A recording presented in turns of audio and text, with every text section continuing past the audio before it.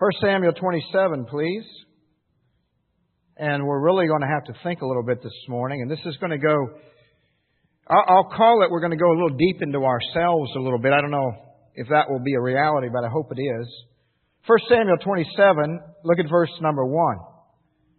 And David said, next three words, everybody, in his heart. He's speaking to himself. I don't know if you've ever spoke to yourself before, but he's thinking in his own heart, and he's thinking to himself, I shall now perish, die. I shall now perish one day by the hand of Saul. You know what he's thinking in his heart? Saul is going to get me. That was his perception. Therefore, with that perception, whether it's true or not, then he says this, there is nothing better for me than that I should speedily escape into the land of the Philistines. He's going to get me. I know he is. I need to get out of here. So he escapes down into a land where he had been once before, and he goes down to the land of the Philistines.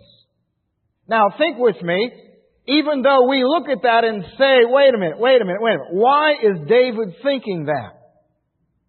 David was already anointed by Samuel to be the king. Is that right? Jonathan had already said to David, you'll be king, and I'll be next to you one day. Saul had already told David that he was going to be the king. And Abigail had said, you'll be ruler over Israel one day. But in David's heart at this period of time, he was only thinking, he wasn't thinking, I'm going to be king, I don't think. He was thinking, Saul is going to catch up with me, and he's going to get me, and I'm going to perish, and I need to get out of here. So the only place I know to go is down to the land of the Philistines. Statement. Did you ever have something up in your mind that you thought was really true? And it was a perception that the way you looked at something, the way you looked at your circumstances, the way that we looked at our reality, and even though it wasn't actually the true reality, and in our minds, because we imagined that, and that was our perception, to us that was reality, whether it was right or wrong. And then we did something about that perception, and we go, later on, man, what did I do? How did I get here? Now, am I the only one that's ever been through that? Let me say it again. Sometimes we can have a false perception up in our mind. We can have things going on in our brain that we talk to ourselves about and think about and convince ourselves that this is true. It doesn't matter what anybody says around us. No, you don't understand. This is true. This is my perception about what's going on. And perception, what we see, is reality to us. And then we do things like David escaped and he went right into the land of the Philistines, which I'll explain in a minute. But notice verse 2, please. And David arose, he passed over with 600 men. So those 600 men went with him. And notice verse 3. And David dwelt with Achish at Gath. Achish? King Achish? And his men, he and his men, every man with his what? Say it. Household. You know who went down with David? All his 600 men and all the women and children on David's perception, if you would. And here he was down in Achish, at Achish. Down at the place called Gath. Now, so you understand how confusing this is when you read it, go back to 1 Samuel 21. Come on, 1 Samuel 21. And look back here and watch how this goes, because the Bible is a guidebook to life. Our life. 1 Samuel 21. And God records this for a reason. David flees down to the land of the Philistines. In fact, specifically to Achish. Now, 1 Samuel 21, look at verse 10. And David arose and fled that day. For what? Say it. Fear. Now wait a minute. He goes and he's leaving and he's afraid of Saul. And he goes to Achish, the king of Gath. It's a Philistine, if you would, city.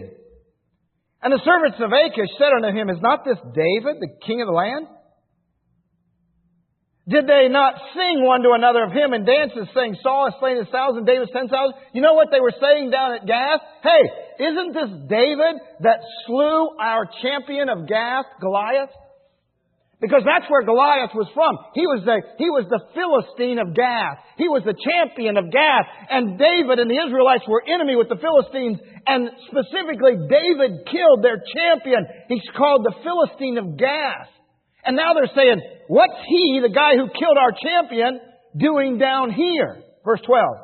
And David laid up these words in his heart. Now watch carefully. And was, say it, sore afraid of Achish, the king of Gath. Now think in me in your mind. Why is he in chapter 27 going down to someone that back then he was afraid of? Do you understand the confusion here? And he changed his behavior before them and feigned himself. He acted like he was mad. He let the spittle fall down upon his beard. And Achish, that king, said, this man's mad. Get him away from me. The point of it is this. When David was operating under that fear, that imaginative perception, he did things that didn't seem to be rational. Did you ever realize that we do things sometime because of our imaginary perceptions that aren't rational? Now, right now, you'd say, no, everything I do is rational. Look closely. Look carefully. Better yet, have you ever known somebody that you thought, man, why do they see it that way? Boy, I could show them that's not reality. Better we look at ourselves a little bit, because to David, he was afraid of Saul, so he goes down to Achish, king of Gath, and when he gets down there, they say, isn't this David who's killed our champion? And David was sore afraid, verse 12, of Achish, but yet in chapter 27, he goes right back there again. Look back at chapter 27. Stay with me. Are you getting the picture? It doesn't make a whole lot of sense other than God put it in the Bible for a reason, and God orchestrates things. Watch. 1 Samuel 27. Verse 1 again, watch. And David said in his heart, I shall now perish one day by the hand of Saul. Fear. Insecurity. Imaginative perceptions. There is nothing better for me than I should speedily, say the next word, say it, escape. I gotta run. I'm going down to the land of the Philistines again. I'm going down where I was afraid down there with Achish, king of Gath. And so he takes himself down there, and all, if you would, the households go down there. And look at verse 5. Don't miss it. Stay with me. And David said unto Achish, now he's talking to that king that he was once afraid of. If I have now found grace in thy eyes, let them give me a place in some town. And so verse 6, Achish gives him Ziklag to dwell in. And notice verse 7, he's down there for 16 months. A full year and 4 months, because of that perception that he was one day going to die at the hand of Saul. 16 months, he's down there in the land of the Philistines, if you would. But notice verse number 9. Watch it. Verse 9. And David smote the land, and left neither man or woman alive, and took away the sheep and the oxen, the asses, the camels, the apparel, and returned and came to Achish. Watch. And Achish said, whether have you made a road today? Where you been, David? And David said, against the south of Judah, and against the south of. You know what he's going to do? He's going to begin to deceive Achish and lie about what he's doing and who he is and how he perceives the Philistines versus the Israelites. And look at verse 12. And Achish believes David. Now it gets even more, because look at chapter 28. Watch it carefully. Remember, David's down there out of fear, and now David's being deceitful to Achish. Look at verse 1 of chapter 28. And it came to pass in those days that the Philistines gathered their armies together for what? Say it? Warfare. Who are they going to fight? Israel. And by the way, David still loves Israel. And Achish said unto David, knowest thou surely that thou shalt go out with me to battle? Hey, David, you're going with me to battle. We're going to go battle the Israelites, which I believe now, David, that you abhor. You've been out, if you would, and you've been fighting in such a way that I know you're my friend. And look what he says in verse 2. And David said to Achish, surely thou shalt know what thy servant can do. And Achish said to David, therefore will I make thee keeper of mine head. You know what he says to David? You'll be my security guard. You'll be my secret service. You and your men will be around me, David. David's got him totally, if you would, fooled. And David has a perception going on amongst Achish that's totally wrong. Now, wait a minute. Go a little farther and look at chapter 29. And notice how this gets so confusing. Stay with me. Chapter 29. Verse 1. The Philistines are going to gather themselves against Israel. And David's still with the Philistine king. Now watch verse 2. And the lords of the Philistines, here's all the leaders, passed on by hundreds and by thousands. It's a parade going on, and they're marching out to battle. But David and his men passed on in the rearward with Achish. He's a secret service for the king. Here is David, who is still in his heart for Israel, but now he's a secret service. And notice these princes in verse 3 said, what do these Hebrews here? What are these Israelites doing here? What's David doing here? What in the world is going on? Why has he been here? And Achish says this in verse 3, that he found no fault in him. Because David has been lying to Achish about what he's doing. And he's pretending to be something he's not because that imaginary perception in his mind that he had to flee from Saul because Saul one day was going to kill him. And we know, brethren, that Saul wasn't going to get him. David had been protected by God so many times from the hand of Saul, but in David's mind, there was an imaginary stronghold and a perception that Saul's going to get me, so I've got to flee. I'm going down to the Philistines, to Achish, king of Gath. Was God orchestrating all this and allowing all this? No doubt He was, but the point of it being was, here the one he feared the most, he was down with, and David's now down there pretending to be something he's not. And look, if you would, at verse number 8. Verse number 8. Stay right with me. All these lords of the Philistines said, listen, isn't this David who slew our champion? He killed Goliath, and they sang about him, and now you got him as your bodyguard? Verse 8, and David said unto Achish, because Achish now says, you can't go with me to battle Israel, even though I know, you'd like to, and you'd like to go against Israel. And God protects him a little bit, but David said unto Achish, what have I done? Remember, he's been lying to him. And Achish now says, you can't go out to battle with me. And David says, what have I done? And what hast thou found in thy servant so long as I've been with thee unto this day, that I may not go fight against the enemies of my Lord, the king? Hold it. Look at that statement. That I may not go against the enemies. That's Israel. That's the nation that he's anointed to be king over. And he's calling them, hey, I want to go out and I want to fight against the enemies of my Lord, the king. No, you know who still he believes is his king? Saul. But now he's afraid of him. Do you understand the confusion? Because David was Saul's armor bearer. And I know you're sitting there going, man, this is, wait a minute, I'm not getting the picture. Read the book and see how practical it is. David, who used to be Saul's armor bearer, who loves King Saul and won't go anything against him, Saul turned against David. David flees down to Gath and now is deceiving Achish, if you would. And I'm not trying to present something that's not true. And he's all confused down there. What's going on? Everybody's following. And no doubt God's going to protect him. But Achish thinks that David's really with him. And David says, I want to go out and fight against the enemies. Brethren, I don't think he was going to go out and fight against Saul and Jonathan. So what's going on here? Imaginary strongholds of David's mind that Saul's going to get me has created this fear, this insecurity, and then has caused the action because of his perception. I'm going to flee. I'm going to get away. He runs back down to Achish, king of Gath. He has to be deceptive, if you would, down there because of what's in his mind.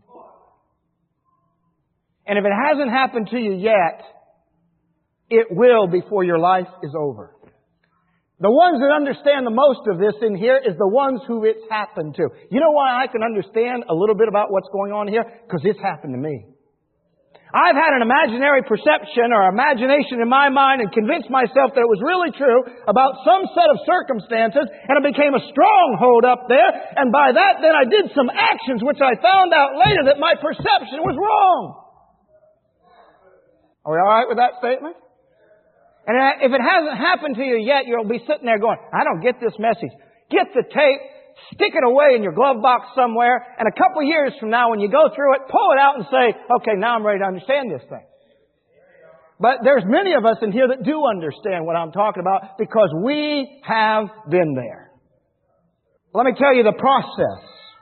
Let's go to the New Testament and watch this process. Look at 2 Thessalonians chapter 2. 2 Thessalonians, please.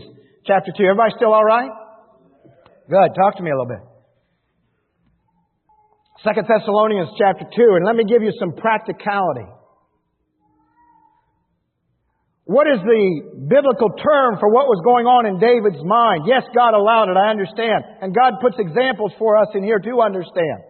2 Thessalonians chapter 2. Thanks for turning there. Watch verse number 2. That ye be not soon. Oh, don't miss that. Soon. Quickly. Like it happens soon. It happens quickly. Not soon shaken in mind. Or be troubled neither by spirit, by word, by letter. What's going on? And mark it down. David's mind in 1 Samuel chapter 27 is shaken. Something's all shook up inside there. Did you ever shake something that's all twisted up and messed up there? David's mind is shaken, and he's perceiving something. Saul's going to get me. I'm going to die one day. I got to get out of here. I got to protect. I know he's after me, but now I'm convinced he's going to get me. Even though he knew he was going to be king. Even though, if you would, he was told he was going to be king by 2 or 3 individuals. Even though God had protected him. All he knew was that he's after me. He's after me. He's after me. Protect. Danger. And his mind is shaken, and he runs to the Philistines. Achish, who he was once afraid of and faked like he was mad. To where he literally had killed the champion of Gath. And now he's down there, actually, look up here, he's actually down there giving a false impression of who he is and what he is. And he's actually lying to Achish every day about where he's been and what he's been doing. And all his men know that. It's a false perception. Hey, man, let's keep the image here that we are an army that's for Achish, even though we're not. Let's keep the image here. And all those men knew it was a lie. But to protect their wives and their family, they're in Ziklag, and well, let's just stay safe down here, even though we're out doing that, and let's pretend like, hey, let's be the secret servants, if you would, the secret service for Achish, and we'll be the bodyguard. Until the lords of the Philistines said, what are you doing letting him in so close? Well, he's going out to battle with us. And they said, no, he's not. There's no way he's going out with us. This is who they sang about that killed our champion. He's not going out. They thought he was a spy in there. And they didn't want him out there with them. And Achish came to David and said, I know you've been perfect in my eyes and you've done right, which was a lie, but you can't go out with me. Do you see how messed up this whole thing is because of David's shaken mind? Now, look up here and listen. Let me give you by my own experience, how this thing can happen. In comes this perception, this stronghold. 2 Corinthians chapter 10. Don't turn there. Imaginations, which bring our minds into a perception about how things are and our circumstances or how this person is towards us or how it is, whatever I'm at. But in that comes that imagination, if you would, that strong hold, even though it's a false perception. And it creates doubt and fear and insecurity. Look up here. Fear has torments and it captures our mind, if you would, and we think on it. And then, if you would, in that doubt comes in the anger. And then protect. Something's going on. What are they doing here? What are they going to do? What am I going to do in this? And boy, it's just right in there. Can you relate to what I'm saying or not? Then danger. When there's really no danger. It's all up here in my mind. Protect. Anger. And then comes the next thing that goes along with judge them.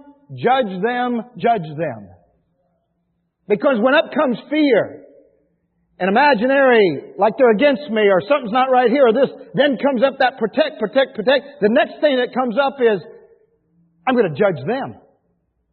They're wrong. That's wrong.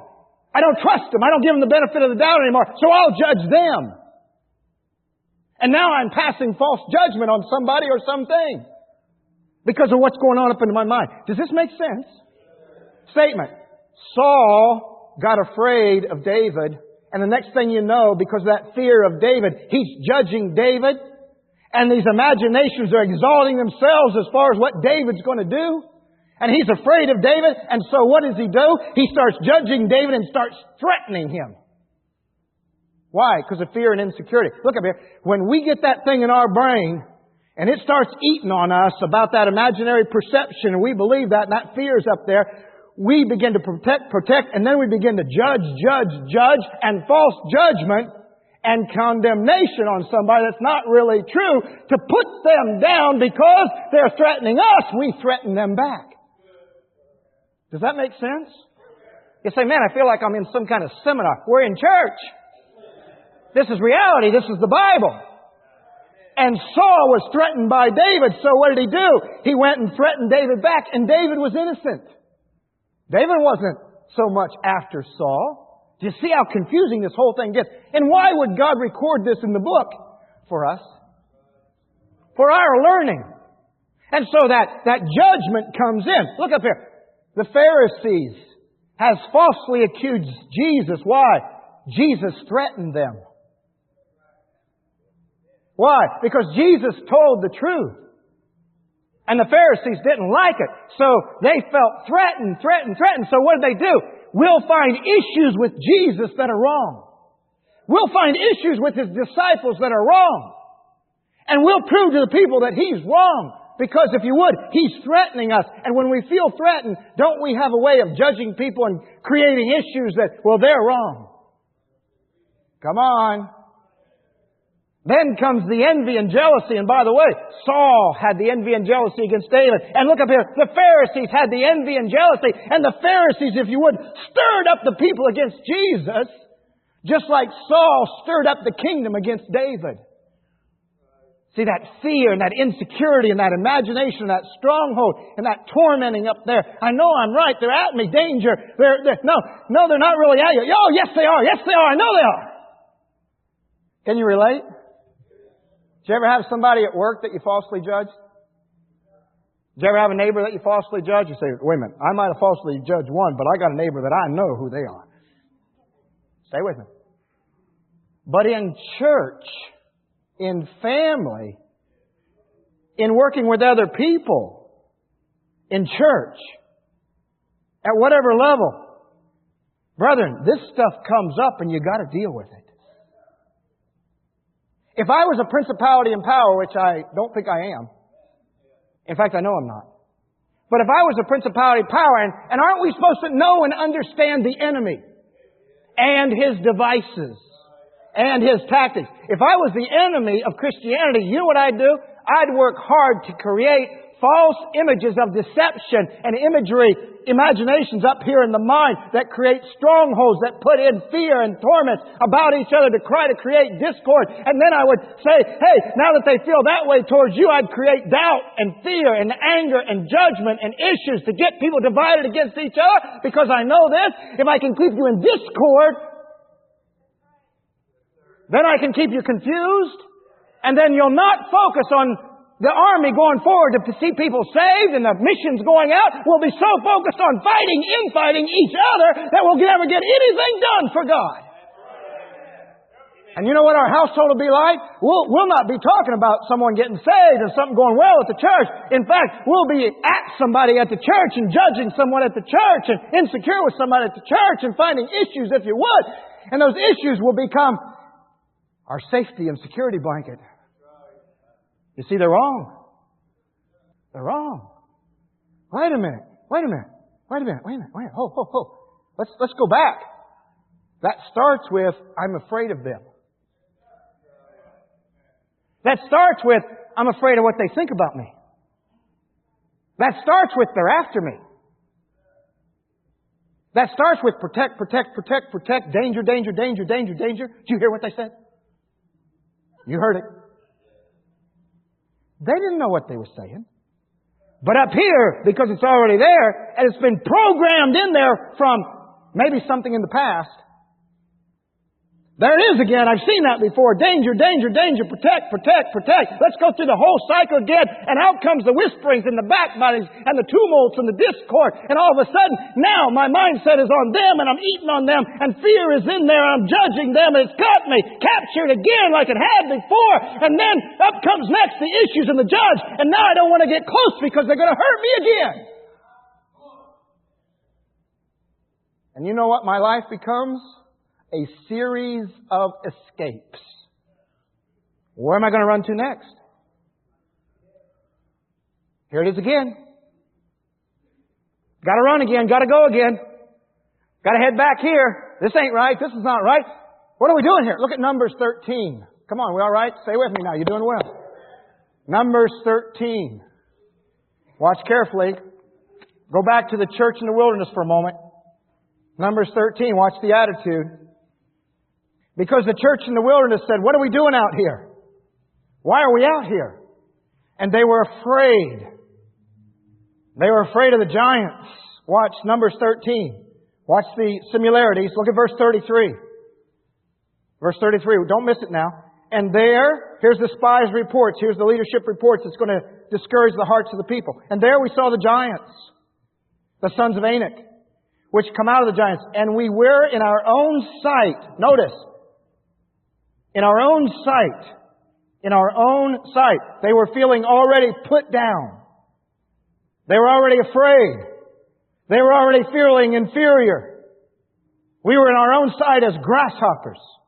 And this next little statement, and so we were in their sight. Brethren, these were spies. They weren't seen. Maybe they heard the giants talking. But somehow in their own mind, they saw themselves as grasshoppers. And look up here. And when we get inferior in our own mind, we know everybody else is talking about us too. Brethren, when that thing comes in and the fear and the insecurity and the doubt comes in and it captures our mind, we know everybody else thinks something negative about us. That's a perception. Whether it's true or not. Well, so-and-so said this or so-and-so said that. They didn't even know what they were saying. But let's add it all up. See, they're against us. That person's against me. That group's against me. That job setting is against me. That my extended family is against me. Look what they're talking about. These grasshopper mentalities, they in their own mind, they were inferior and captured, and they were saying this. Look up here, they were saying, what are we doing out here? We're going to die. God brought us out here to kill us. That was right up there in their brains. They were discontented, they were fearful, they were doubting, and right up in their brains there was this stronghold. Look up here, and then they began to judge the leadership. Moses, why did you bring us out here? To die? You brought us out here to starve us. You brought us out here so we die of thirst. You brought us out here to be killed by the land. You brought us out here to be killed by the inhabitants. And now you want us to go out in the promised land and you want us to be killed by those giants. Come on. And they decided, we're not going. We're escaping. Let's make a captain. Next chapter, don't turn there. And let's go back to Egypt. In type, let's run to the Philistines. Let's go back to Gath. Let's run back to where, so they were murdering our children. So we were in slavery. Let's just go back.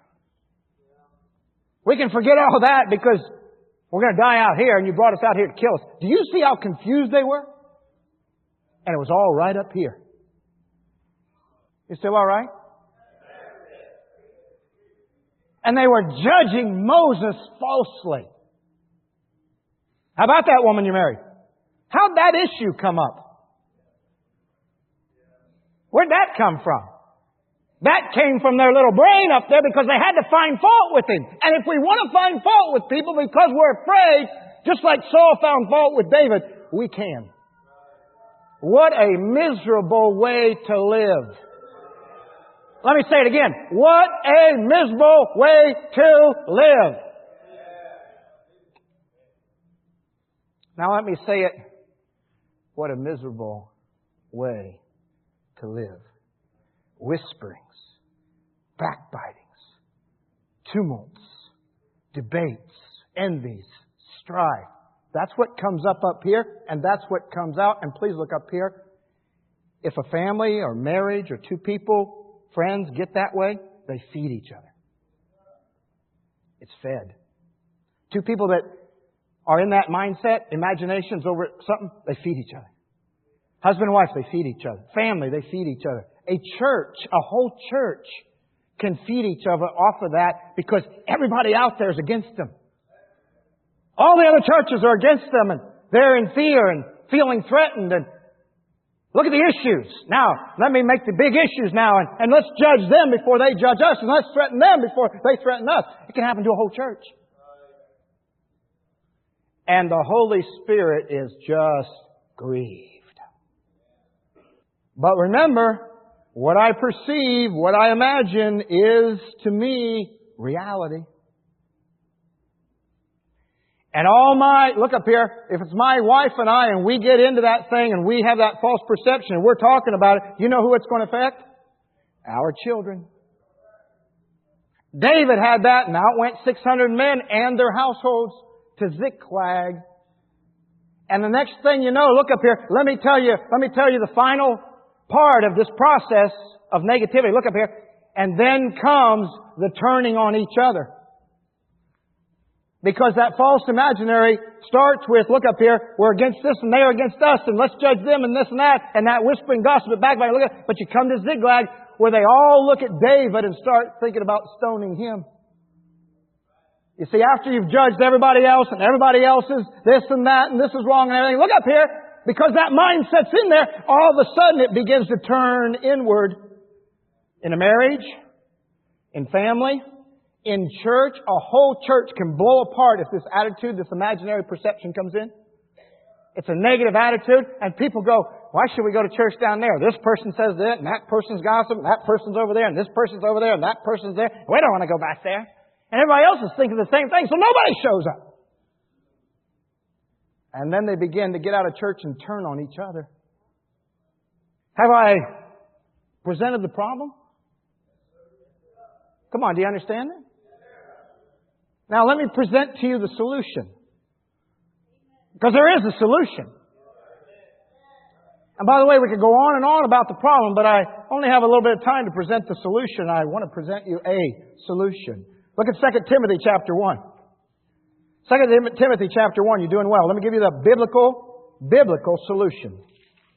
Not my solution, but the biblical one. Who cares what I think? 2 Timothy chapter 1. And 1 John chapter 4. Watch this now. And if you ever get to the advanced stages where you start turning on each other, whoa, the reality of it is, what in the world is going on? 2 Timothy chapter 1 and 1 John chapter 4. Last two scriptures. You're doing well. 2 Timothy chapter 1. 1 John 4. 2 Timothy 1 verse, you tell me, 7. Memorize it. For God hath not given us the spirit. That's an attitude. Of what? Fear. Statement. Stop right there. David out of fear fled to Achish. Saul out of fear. The wilderness church out of, it was fear of the giants. For God hath not given us the spirit of fear, insecurity, inferiority, threatenings, but of power and of, say the next word, say it, love. Oh, that love is so important. And of a, what? Say it, sound mind. That's the opposite of a shaken mind. I want you to focus in, and there's much we could focus in on. Focus in on, He's not given us the spirit of fear, but of power and of love. And love creates a sound mind. Let me show you why. 1 John 4. 1 John 4. And we're done looking at the Scriptures after we look at this. Verse 18. There is no what? Say it, everybody. Fear in what? Love. He says, he's talking about the relationship between us and God. I know, but it's still a good statement. You know what love does? Love conquers our fears. Love conquers our apprehensions. Love conquers our imaginations against people. There is no fear in love. You say he's talking about the relationship between the person and God. I know that. But perfect love, mature love, casts out fear. Because fear hath torment. Brethren, look up here for a moment. Look and listen. Here's what mature love does. Here's what perfect love does. Wait a minute. They're not against me. I'll go ask them. I love them. I trust them. I'll just go ask them if they're against me. I'll just go ask them if they're out to get me. Let me just be David and run to Saul and say, Saul, are you going to one day kill me? If you read the chapter before, Saul said, you'll be king. And that was going to be the last time David was going to see Saul alive. And Saul had just said, David, you're a better man than I am. In the chapter before, 1 Samuel 27. Don't turn there. You know what love does? I trust you enough to come to you and just ask you, would you be honest with me, please? Is there something about me and you? Did I do something? Or are you at me? Or are you at my family? Did my family do something to you? Did my wife do something to you? Did I do something to you? Did my children do something to you? Did the church I'm at do something to you? Have we done something to you? Can I just ask you? And don't give me this, no. And then go backbite me. No, let's be honest. If it is, I think I could take it.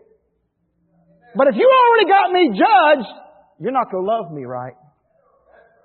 And we won't operate just on human love. It's got to be supernatural. Now wait a minute. What kind of love are we talking about? Look at the quality of the love. Verse 16. God is what? Love. That kind of love. Now wait a minute. What kind of love is that? Look up here. Here's the kind of love it is. Don't miss it. Father, forgive them. They know not what they do. That's the kind of love that is. I love them enough not to hold it against them that they're crucifying me for no reason. I'm innocent. I'm guiltless. I didn't do anything to them. They feel threatened. So here they are. The Pharisees have stirred up the people and the Roman government. And here they are crucifying for no reason, but God's in it. So Lord, Father, forgive them. They know not what they do. I love them. That's the kind of love that will help us to operate in our family, with other families, as individuals, in a church, in a job. That's the kind of love we need to function and not have this thing beat on us up here in our brain because we have a strong hold that's tormenting us because of fear. Well, but it's talking about God's love versus mankind and mankind's love to God. Oh, wait a minute. Look at verse 7. 1 John 4:7. Beloved, let us, what does that say again? Love one another. You know what love one another in this context is? You give each other the benefit of the doubt. You're honest with each other. You ask questions. Beloved, let us love one another, for love is of God. Look at verse 11. Beloved. There it goes again. Beloved. That's us. If God so loved us, we ought also to love one another. No man has seen God at any time. If we love one another, somebody says, whoa, this is a big statement. If we love one another, God dwells in us, and His love is perfected in us, it's matured. But if I'm feeling threatened all the time, and I'm backbiting and whispering and gossiping and jealous and envying and strifes and debates behind people's back, brother, look at it. That's not love. You know what love is? Listen, I've said some things about you. I'm coming to you. Maybe I got a false perception about this thing. I want some edification. I got to stop. I can't live this way. I'm sorry that I even done this. I can't go back and retrieve all I've done, but I want to give you the benefit of the doubt. And I think I want to love you more and trust you more. And maybe we can't get along, but at least we know we can't get along. And I'm not talking about you, and you're not talking about me. And can we just get this thing right? I'd like to sleep at night. I'd like to wake up and not think about you that way. I trust you. I think. I want to trust you. I think maybe something happened along the trail and I'm just got totally messed up over. Somebody said this, and then somebody said this, and then somebody said this, and I added it all up, and I didn't listen to the Lord through the Holy Spirit. Principalities, powers must have got in there, and before long, I've got you judged and condemned that you're against me, and I'm feeling threatened, and I want to protect, and I want to say, danger, danger, danger, look what might be going on here, and therefore I'm ready to run and get out of here and escape because I've judged you, and I know you got issues that are wrong, and I've found all kinds of faults with you, and I've said this about you, and I'm just all messed up. So can we get this thing right? Look up here. Look up here. It's for men, and it's for women, and it's for family. Because here's what can happen. We can escape right out of God's will. Like they did in the wilderness. Mentally, stronghold, and they went right out of the will of God. Somebody says, David escaped to the Philistines. Maybe God was protecting him. Maybe all that's true, but look up here. He went to someone he was afraid of that he'd killed the champion, the Philistine of Gath, and he went down there and he was deceptive. And he lied. And at Ziklag, they almost turned on him. The Ziklag was the city that Achish, king of Gath, had given him. While they were out destroying the countryside and telling Achish, everything's okay. Do you understand that even though God might have had him down there because, well, do you know what God was going to do with Saul and Jonathan and Israel? Yeah, I know all that. But look at the practicality. What a mess. And I think He put that in there for our admonition and our understanding. Because David escaped out of fear. And David went to Achish the first time out of the fear. And rightfully so, Saul was after him, but he had already knew that God had protected and protected and protected. And he even said, hey, I'll go out to fight the enemies of my Lord the King. He was talking to Achish. Brethren, he wasn't going to fight Saul. He was his armor bearer and had a chance twice to kill Saul, and his heart smote him for even cutting off his skirt. He wasn't going to kill Saul. He wasn't going out there to fight alongside of Achish. You say, what would have happened? I don't know. No to you. Or was God in the whole thing? God knows about everything. Nothing there surprised God. And He recorded it all for us. So we could have the opportunity to live in harmony. And not in fear. And not feeling threatened. And not, now I'm going to judge them because they judge me. Look up here. Don't miss this. Listen, listen, listen. Some of us learned that from childhood. Some of us learned it as a teenager. We learned it. Some of us learned it as a young adult. Some of us learned it as older adults.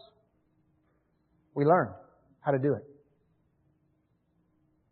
And now, why let principalities and powers have their way? Why not let the Lord, through the Holy Spirit, create in us a sound mind? Not given to that spirit of fear and judging everybody else. And here's what they think about us. Do you understand? Most of the time, I know this.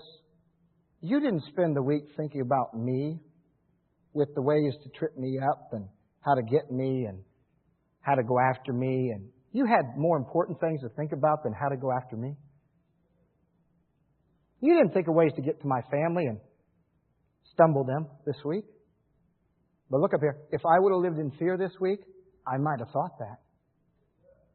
And all the time I could have spent helping other people, you know what I was dwelling on? How you were going to get me. And how I was going to stop you from getting me.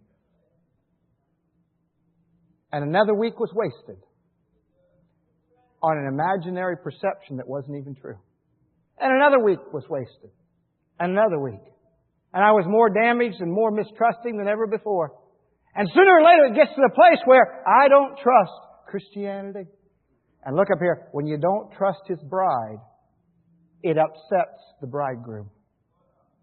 You say, wait a minute, I lost that one. The bride is His church. And church is made up of Christians. And Christians make up Christianity. So when I don't trust Christianity, because look what they did to me, then I'm having a little conflict with the bride. And the future bridegroom says, I see you're having a little conflict with my bride down there. I see you're talking about him a whole lot. Look at the way you're talking about my bride that way. Why don't you get on the right side of that thing? All of my bride is not that way. Why do you keep talking about my bride that way? I'm going to marry her. I know she's got faults, but so do you. Now, why don't you trust my bride? Why don't you love my bride the way I love her? Well, I don't know if I can. I can put love in you. And you can love and trust, and I'll give you the benefit of the doubt to give them the benefit of the doubt. I love you and I trust you. Why can't you just say to my bride, forgive them, they know not what they do, and move on? Why can't you just forgive them and forbear them? Here, let me give you something that you need. Charity. It's the principal thing. Oh, you say, well, I thought wisdom was. That in the Old Testament. Get wisdom. You know what wisdom will teach you? That you need charity. Wisdom will tell you that faith, hope, and charity, but the greatest of these is charity. Because charity suffereth long and is kind. And I'm talking about the charity that comes from God. One last scripture. 1 John 4, verse 11. And let's leave with this one. Beloved, if God so loved us, we ought also to do what? Say it. Oh, wait a minute. Let's all say it again, please. And I'm not trying to be like a little schoolboy here. But I want something to stick on your brain. Verse 11. We ought also to, say it, love one another. I've got to the place where almost every day, and many times, multiple times in the day, but almost every day, I pray and say, Lord, please put a love in my heart for the brethren. Please put a love in my heart for your people, for my brothers and sisters in Christ. Please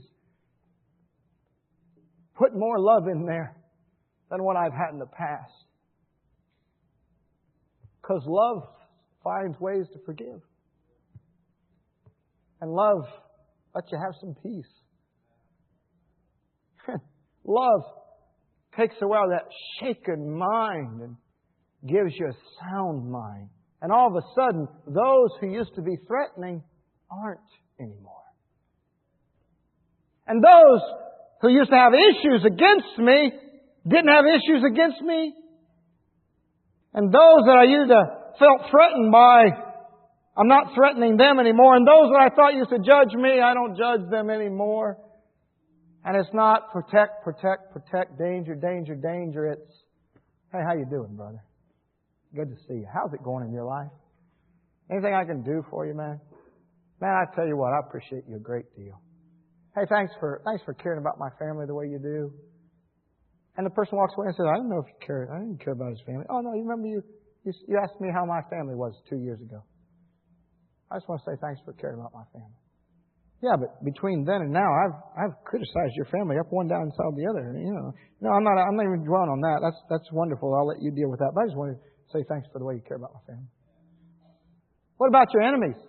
What enemies? Jesus died without having human enemies. Father, forgive them. They know not what they do. Does that sound like an enemy statement? You know what He said? Love your enemies.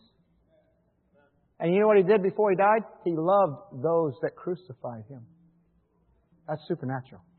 I don't understand it. I'm just telling you the words. I hope the Holy Spirit gives you understanding. But I know I can pray for it and ask for it, and I'm asking that you would too. If you're not saved today, you could start a wonderful life by receiving Christ as Savior. In this life, you'll have a wonderful life, not without its problems, but you'll be able to understand the problems better. And in eternity, you get to go to heaven and forget some of the stuff that happened down here. Did you get the message? Oh, I've been praying that you get it. I've been praying that I get it. Because how can I communicate it to you unless I get it? Now, here's what I said at the start. Some of you will understand this better than I do. So as you study it, I'm open for learning. I'm still studying too.